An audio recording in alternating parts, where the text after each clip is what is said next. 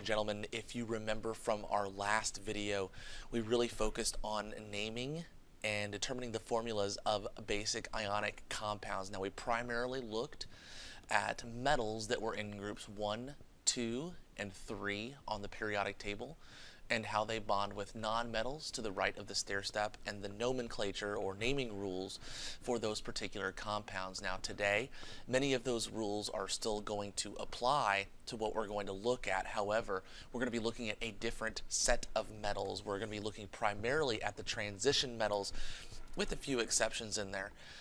And the key here is to keep in mind that these have varying oxidation numbers. They have varying charges.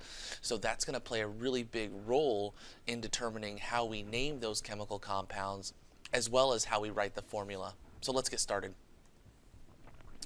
Our goals today: hopefully you will be able to determine what type of ions require type 2 nomenclature rules, and then be able to write the formulas and name compounds using the type 2 nomenclature rules. Only key vocabulary term here: make sure you understand the difference between using type 1 and type 2 rules. So if you remember previously, we looked at type 1 nomenclature rules. Now type 2, like I said, is very similar, but with one key difference.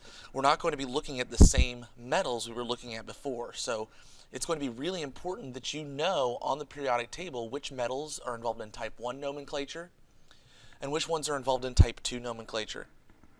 The ones that are involved in type 2 nomenclature are pretty much all of the D block metals, so all of these metals here, with the exception of zinc and silver. If you remember, we looked at those last time. Those were actually type 1.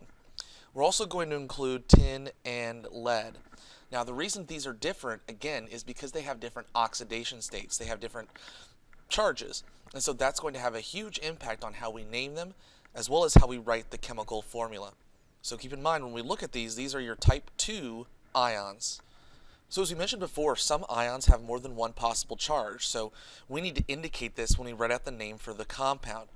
Keep in mind, this also determines the chemical formula. So for example, iron chloride, or at least the iron in iron chloride, can have two possible charges. It could be a +2 or a +3.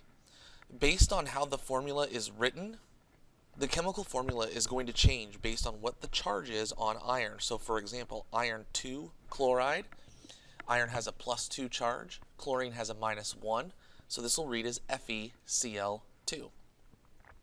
Iron 3 chloride will look a little bit different as well, because iron has a +3 charge there, so it will be FeCl3.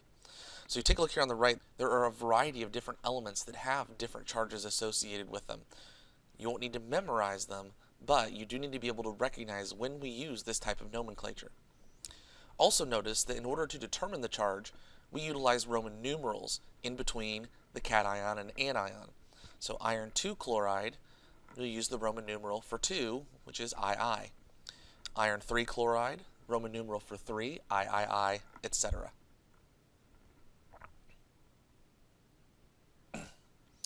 So to ID the name of a type 2 compound, we must determine the charge on a single cation and write that Roman numeral. So for example, let's take a look at the ones down at the bottom here, PbCl4. Well, in this instance, remember, Cl we know is a -1 charge, and we know that all of the charges have to cancel out to equal 0.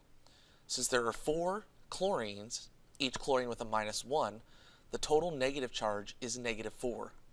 Therefore, in order to balance it out, Pb must have a charge of +4. So we would call this lead 4 chloride.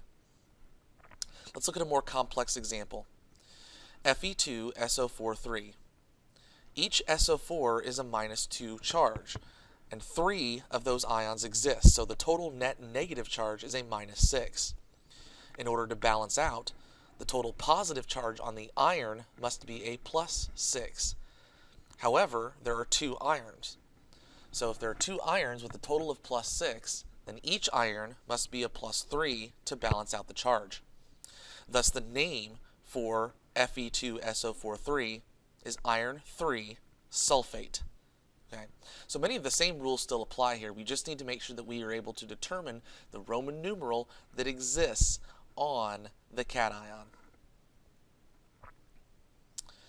Again, when we go from name to formula, we use the Roman numerals to indicate the charge of the cation. They are placed in brackets after the cation in the name. So again, we go back to our previous examples.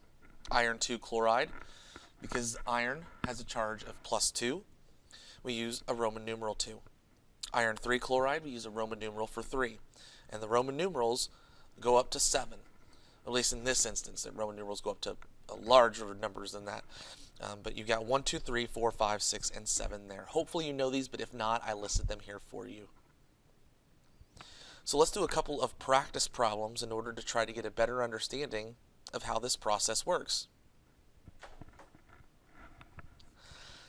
So let's write out the formulas for the following compounds. Let's start with tin 4 oxide.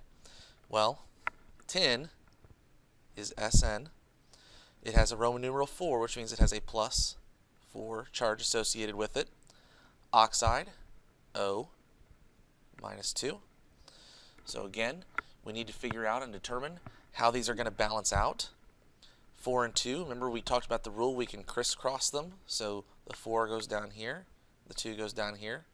So we'll have SN2O4. We can reduce those subscripts to the lowest whole number ratio. So tin 4 oxide is going to be SNO2. All right, let's look at this other one. We have copper 1 sulfate, copper, Cu, the +1. Sulfate, remember that's a polyatomic ion, that's SO4, -2. So copper 1 sulfate, we crisscross our charges just like what we do before. 2 goes down here, 1 goes down here.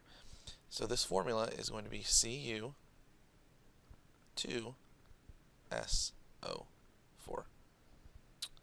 All right, let's look at the other one here. We have lead 2 phosphate. Lead is Pb, and we talked about it, +2. Phosphate, PO4, -3. And again, in order to get those charges to balance, we're going to take the 3, bring it down here, and the 2, and bring it down there.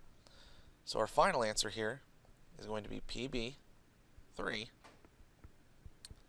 and then we're going to have PO4 in brackets and 2. Okay?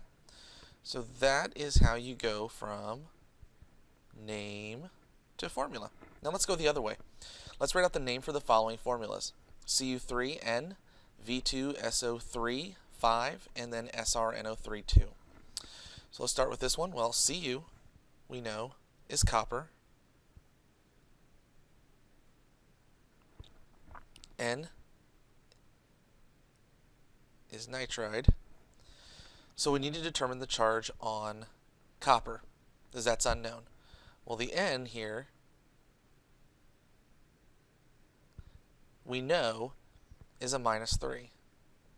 Therefore, the copper must be +3 in order to balance out the charges. But remember, there are 3 coppers. So if there are 3 coppers that have a total charge of +3, each copper must be a +1. So we call that copper 1 nitride. The next one, V2SO3, 5. Well, we know that V is vanadium.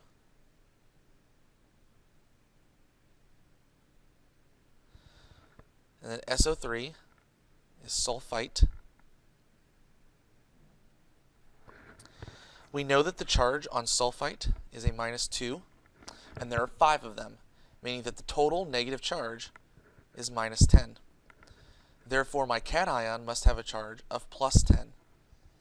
If there are 2 V's with a total of +10, then each vanadium must be 5. So this is vanadium 5 sulfite. Let's look at the last one, SrNO3, 2. Well, interestingly enough, if I look at my periodic table, Sr is not a type 2 metal. It is a type 1 metal. So I just simply write out the name of the compound. I don't need to include Roman numerals because, again, this is a type 1, not a type 2. So this is going to be strontium nitrate. Plain and simple. So again, make sure you look at the metals and know which ones are type 1 and type 2. Now right now, we're only dealing with type 2, but remember when we go full on nomenclature, we are going to include a mix of 1, 2, and what you'll learn is type 3. So stay tuned for that, and we will go from there. So long story short, type 2 compounds have cations that are typically in the D block, with the exception of zinc and silver, and the inclusion of lead and tin. We must make sure we use Roman numerals to indicate the charge of the cation. So whether we're working from formula to name or from name to formula, we need to make sure we take those Roman numerals into consideration when we write our formulas and name our compounds. So hopefully you're able to get the learning targets for today. Hopefully this makes a lot of sense to you guys, and we will see you next time. Have a great day, guys. We'll talk to you later. Bye-bye.